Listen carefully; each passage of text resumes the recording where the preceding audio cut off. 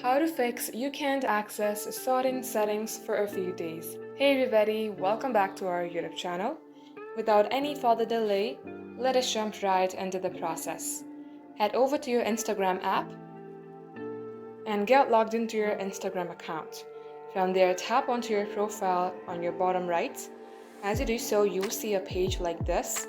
Then tap on three bar icon on your top page and scroll all the way below and tap on Help. As you do so, tap on Report a Problem on the first option, then tap on Report Problem.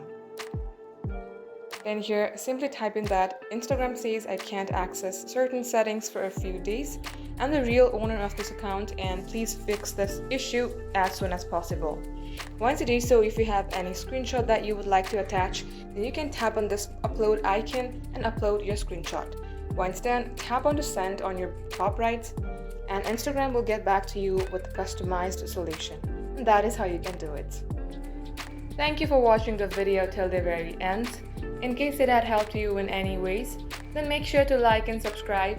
We will get back to you soon with more tutorials like this.